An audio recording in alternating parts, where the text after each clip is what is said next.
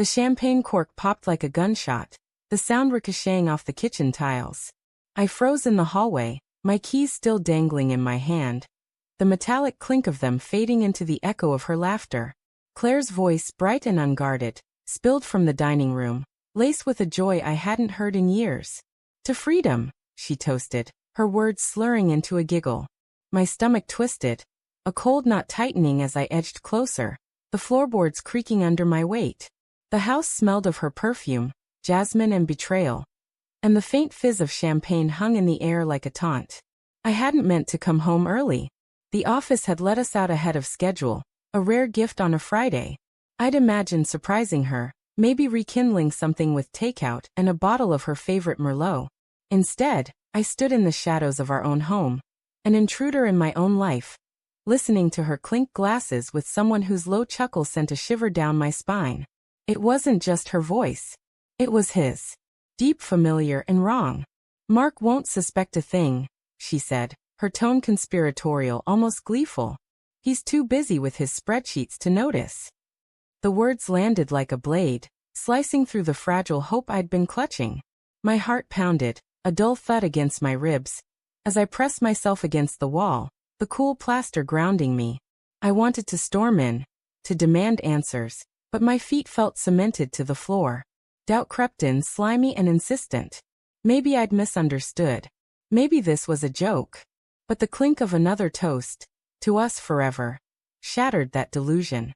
The dining room came into view as I peered around the corner. Claire sat at the table, her auburn hair catching the chandelier's glow, her silk blouse slipping off one shoulder. Across from her was Tom, my best friend since college, his hand resting on hers, fingers entwined. The champagne bottle sat between them, half empty, a smug witness to their celebration.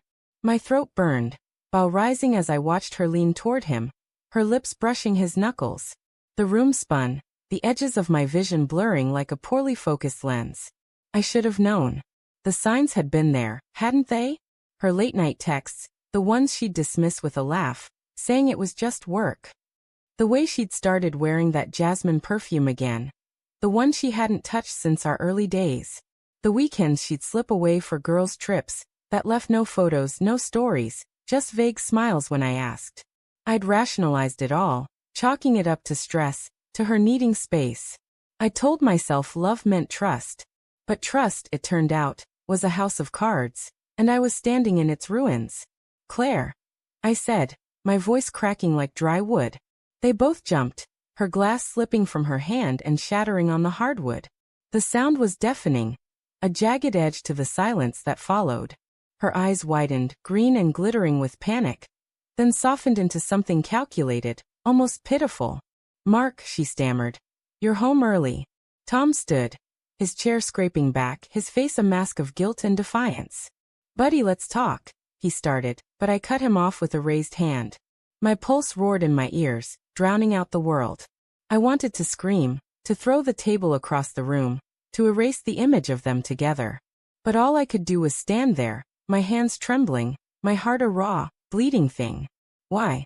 The word tore out of me, low and guttural. Claire's lips parted, but no sound came. She looked to Tom, then back to me, her face a battlefield of emotions, guilt, fear, maybe even regret. "Don't," I said, sharper now. "Don't lie. Not now." She stood, smoothing her blouse, her movements deliberate, like she was buying time. "Mark, it's not what you think," she said, her voice soft, the way it used to be when she'd coax me out of a bad day. But it was a lie, and we both knew it. The air felt thick, charged with the weight of unspoken truths. I could smell the champagne, sharp and sour, mingling with the wax of the candles flickering on the table. "Not what I think." I laughed, a bitter, broken sound. "You're toasting to freedom. To us forever. With him." I jabbed a finger at Tom, who flinched but didn't look away. His silence was louder than any confession. Claire took a step toward me, her hands outstretched, but I backed away. "It just happened," she said, her voice breaking. "I didn't mean to hurt you. I still love you, Mark, I swear." Love. The word felt like a slap. I wanted to believe her, to cling to the life we'd built. The late-night talks, the shared dreams, the way she'd hum off-key while cooking. But those memories were tainted now, stained by the image of her hand in his. My mind raced, replaying every moment I'd ignored, every red flag I'd dismissed. The late calls, the locked phone, the way she'd stopped wearing her wedding ring, claiming it was uncomfortable. How had I been so blind? Tom finally spoke, his voice low, almost pleading.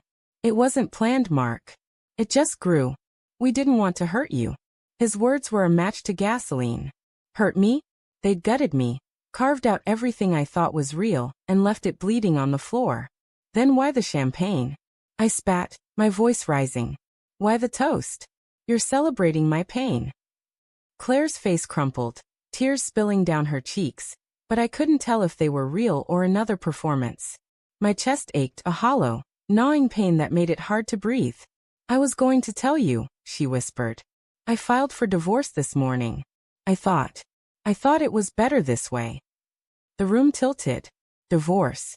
The word was a sledgehammer, smashing what little remained of my world.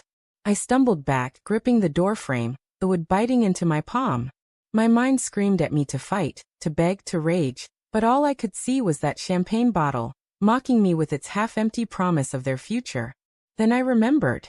The safe in my office. The papers I'd found last week, tucked in her drawer, bank statements, transfers to an account I didn't recognize. I'd thought it was a mistake, a clerical error. But now clarity hit like a freight train. She wasn't just leaving me. She was planning to take everything. You thought you'd won, I said, my voice eerily calm. Claire froze, her tears stopping as if on cue. Tom's eyes narrowed, sensing the shift. You thought you'd drain me dry and walk away with him. I stepped forward, my gaze locked on hers. But I found the accounts, Claire. I've already frozen them.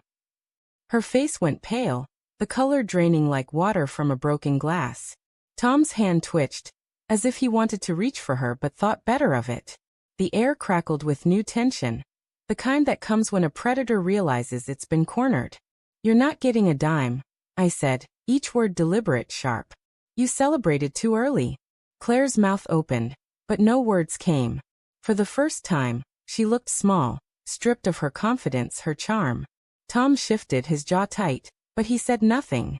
The silence was heavy, suffocating, as the reality of their betrayal, and their failure, settled over us all. I turned and walked out, leaving the shattered glass and the half-empty bottle behind. The night air hit me like a slap, cold and bracing, but it couldn't numb the ache in my chest. I didn't know what came next, revenge, forgiveness, or just surviving. But as I stepped into the dark, one truth burned clear. They'd underestimated me. And that was their biggest mistake.